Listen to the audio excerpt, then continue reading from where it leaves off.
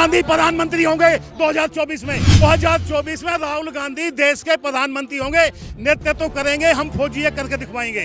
आज अगर हिंदुस्तान में कोई नेता है तो वो सिर्फ राहुल गांधी है। हम मोदी को नेता से नकार दिया है, अपना प्रधानमंत्री से नकार दिया। राहुल जी चले हैं, जो बुनियादी मुद्दे हैं वो उठा रहे हैं, और मुल्क जो है वो सिर्फ फौज तो लड़ती ही लड़ती है। और राहुल जी के अलावा और कौन बोल रहा है? चीन के अंदर लोग घुस के बैठे में कोई बोल रहा है? सब मुंह पे पट्टी बांधे हुए हैं। अमित शाह एक गुंडा है, तड़ीपार है, वो क्या बात करेगा? गुंडे तड़ीपार गृह मंत्री बना दिया इन्होंने। मोदी जी के राजनीतिक नेतृत्व पे अब हमारा विश्वास बहुत टिक गया है, कम हो गया है। राहुल गांधी जी का परिवार के दो आदमी शहीद हुए, उनका नाना दादा कितने लोग 10 साल 15 साल जेल में रहे। हमारे खुद पिता जो है वो भगत सिंह के दल के थे। तो ये ऐसा नहीं है, ये फौजी अगर नहीं आप लोग उठाओ नहीं तो ये देश फिर से गुलाम हो जाएगा। बिल्कुल गुलाम हो जाएगा। अगर आपने राजनीतिक पार्टियां अगर नहीं उठी तो ये देश गुलाम हो जाएगा। राजनीतिक नेतृत्व की भारी कमी है। फौज शानदार लड़ रही है, लेकिन फौज के अंदर वो अकेले अपना कोई भी निर्णय नहीं लेते हैं, वो लेती है भारत की राजनीतिक व्यवस्था। और राजनीतिक व्यवस्था बुरी तरह से चरमराई हुई है, और ये बिल्कुल नहीं उसका नेतृत्व कर पा रहे हैं। फौज तो अपने जान लगा देगी, कुर्बान कर देगी। करते सर 18 घंटा काम करते हैं मोदी जी दावे। मोदी जी के राजनीतिक नेतृत्व पे अब हमारा विश्वास बहुत टिक गया है, कम हो गया है। फौज तो लड़ेगी, मैंने फिर से बोला कि सब ने अपनी जान की आबाजी कभी न कभी लगाई थी, लेकिन जो राजनीतिक और ब्यूरोक्रेटिक और डिप्लोमेसी बुरी तरह से चरमरा गई है, और इनको जगना चाहिए, नहीं तो देश के साथ बहुत बड़ा हादसा हो जाएगा। राहुल जी क्या सारी चीजें खत्म कर देंगे? क्यों नहीं होगा? राहुल जी चले हैं, जो बुनियादी मुद्दे हैं वो उठा रहे हैं, और मुल्क जो है वो सिर्फ फौज तो लड़ती ही लड़ती है। और राहुल जी के अलावा और कौन बोल रहा है? चीन के अंदर लोग घुस के बैठे में कोई बोल रहा है? सब मुंह पे पट्टी बांधे हुए हैं। जो तो करते हैं कि चीन कहीं से घुसा ही नहीं है। क्या बात करते हैं? पहले सिर्फ लद्दाख में था, उसके बाद हो गया आपका अरुणाचल प्रदेश में, उसके बाद पिथौरागढ़ जाके देखिए लिपू लेक के पास, वहां घुसे पड़े हैं। ये देश कर क्या रहा है? खत्म हो जाएगा अगर आप लोग इस तरीके से काम करोगे तो। राजनीतिक आदमियों को आगे आना पड़ेगा, और हर बारी बोल देते हैं कि जाके जो जनरल जाके बात करे। अरे तू कब बात करेगा? डिप्लोमेट कब बात करेगा? ब्यूरोक्रेसी कब बात करेगी?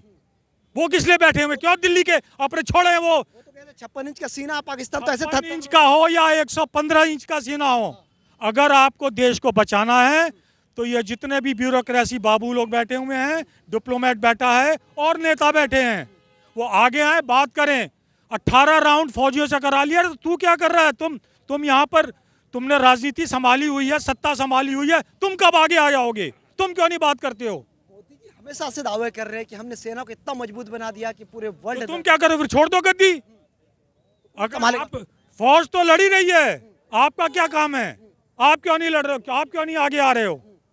ये मैं सिर्फ भाषण के लिए नहीं बोल रहा हूँ, बहुत ही गंभीर मसला है। यात्रा के बारे में बताया जा रहा है कि बस कांग्रेस ही है, बाहर के कोई है नहीं। मतलब क्यों नहीं आ रहे हैं तब?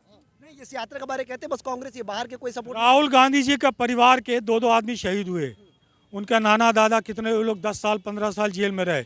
हमारे खुद पिता जो है वो भगत सिंह के दल के थे।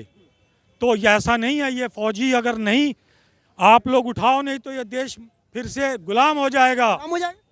बिल्कुल गुलाम हो जाएगा। अगर आपने राजनीतिक पार्टियां अगर नहीं उठी तो ये देश गुलाम हो जाएगा। वो कह रहे हैं कि वो देश को हम जोड़ रहे हैं, पाकिस्तान भी अब हमारे में आ जाएगा। जैसे खासकर पाकिस्तान को तो हम निपटा देंगे।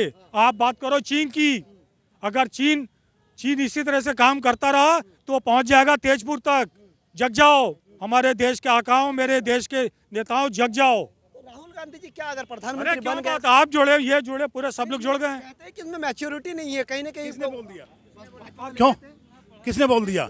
आज अगर हिंदुस्तान में कोई नेता है तो वो सिर्फ राहुल गांधी है। हम मोदी को नेता से नकार दिया है, अपना प्रधानमंत्री से नकार दिया है। तो इस टोटली फेल प्रधानमंत्री हैं देश के, लेकिन उसको शर्म आनी चाहिए। पुलवामा में 43 जवान कैसे शहीद हो गए इसके राज्य में? गलवान घाटी में कैसे शहीद हो गए? अगर ये 56 इंच का सीना लाल आंख के हैं, क्यों नहीं दिखाई चाइना को इन्हें लाल आंख? जब चाइना का नंबर आता है पूछ दबा के छुकड़ के बैठ जाता, कोई जवाब नहीं देता। इससे कोई जवाब पूछे तो कहता है ये देशद्रोही हैं, हम फौजियों को देशद्रोही कह के दिखाए, हम देंगे उसको जवाब। हमने 14 नवंबर को जंतर मंतर प्रदर्शन किया, कहाँ है रिपोर्ट इसकी? 5000 पूर्व सैनिक 14 नवंबर को जंतर मंतर प्रदर्शन किया। क्यों किया उन्होंने? क्यों आए रोड पे? क्या जरूरत पड़ी उनको? कहाँ है प्रधानमंत्री? जी साथ है राहुल। और ये हमने ज्ञापन दिए प्रधानमंत्री वगैरह को, ये देखिए कोई जवाब नहीं है। आज हम राहुल गांधी जी को देंगे इस ज्ञापन को, ठीक है।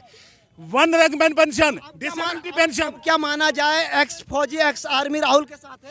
100% राहुल गांधी के साथ आ चुके हैं। राहुल गांधी जी के साथ है, पूरा देश राहुल गांधी। क्या लगता है कि मतलब 2024 में किसको समझे? राहुल को? राहुल गांधी प्रधानमंत्री होंगे 2024 में। एकदम टंके की चोट पे राहुल गांधी जी आ रहे हैं। 2024 में राहुल गांधी देश के प्रधानमंत्री होंगे, नेतृत्व करेंगे, हम फौजी करके दिखवाएंगे। मोदी जी कहते हैं तो 50 साल तो और भाजपा रहेगी, खासकर अमित शाह। झूठ बोलते हैं, झूठ बोलते अमित शाह एक गुंडा है, तड़ीपार है, वो क्या बात करेगा? गुंडे तड़ीपार गृह मंत्री बना दिया इन्होंने। किस बात का गृह मंत्री? एक गुंडा तड़ीपार गृह मंत्री हो गया देश का। बना इस देश पे 140 करोड़ की जनता पे लानत है। पाकिस्तान में वो इलेक्शन लड़ा, आतंकवादी, पाकिस्तान की जनता ने हराया ना उसको, और यहाँ गुंडे को जिताया। कह रहे हैं कुछ तो शर्म करे ये बीजेपी संघ वाले। आज देश में तराई तराई हो गई है, बेरोजगारी से, महंगाई से, भ्रष्टाचार से, हर चीज में तराई तराई। अब एक उम्मीद आई है, एक उम्मीद आई है बन के राहुल गांधी। कह रहे हैं कि 70 सालों में कांग्रेस ने लूटा तो वक्त तो लगेगा। 8 साल हुआ अभी। किसने बोल दिया? मैं आपसे एक सवाल करूंगा, आप मुझे ये बता दो ये चीज लूटा। आप मेरे को ये बता दो इल्जाम लगा लिया। ये कह रहा हूं मैं कि इल्जाम लगा रहे हैं। इल्जाम लगाने से कुछ नहीं होता। आप ये बता दो, प्रेस रिपोर्टर हो भाई, क्या चीज लूटा, ये बता दो आप। दावे करते हैं ना हमेशा जो कहने वाले हैं ना, इस काबिल बना दिया कांग्रेस के शासन ने, ये कहने के लायक बन गए हैं। वरना ये कहने, इनका शासन होता तो कोई आवाज उठाने लायक नहीं बचता देश के अंदर। ये इस काबिल हो गए हैं, आगे आवाज उठा रहे हैं। केवल नाम लिखने का काम किया मोदी जी ने 70 साल के काम को केवल अपना नाम लिख करके ब्रॉडकास्ट करने के, फैलाने की कोशिश किया है। और उसमें आप लोगों का बड़ा योगदान, आप लोगों का बड़ा योगदान। आप लोग देश हित की बात नहीं करते, अब आप लोग कॉर्पोरेट की बात करते हैं। जिन देशों से हमारा जो आप समझ लो दुश्मनी है, या जिनके हम विरुद्ध खड़े हुए हैं, उनकी तो ट्रेनिंग 20-20 साल 10-10 साल लग जाते हैं उनको ट्रेन होने के लिए। और आपको लगता है कि 1 साल की ट्रेनिंग वाला यंग लड़का वो इस युद्ध में लड़ पाएगा? जिसको कि अपनी शादी भी करनी है, उसकी शादियां नहीं हो पाएंगी क्योंकि वो 3 से 4 साल बाद बेरोजगार होगा।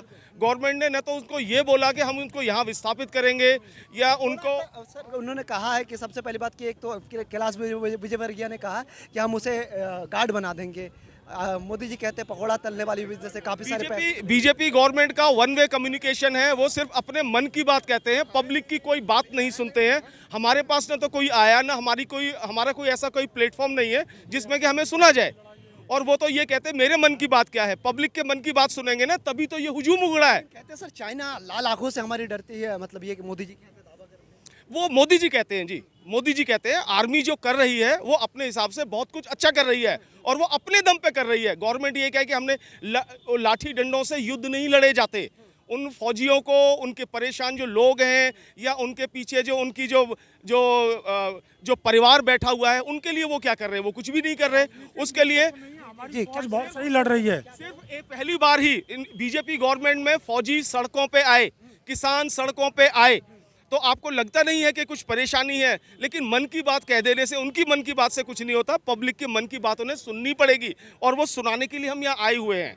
राहुल जी के बारे में इल्जाम लग रहा है कि तुष्टीकरण की राजनीति कर। वो इल्जाम कौन लगा रहा है, क्या लगा रहा है? वो मोदी साहब पे भी बहुत सारे इल्जाम लगते हैं, लेकिन ठीक है, वो हमारे प्रधानमंत्री हैं, उनका सम्मान करना हमारे लिए बहुत ज़रूरी है। लेकिन हर इंसान को उसका स्वाभिमान बहुत ज़्यादा ज़रूरी होता है। हर इंसान की, आप उसके स्वाभिमान की रक्षा करें। सर कुछ कह रहे थे?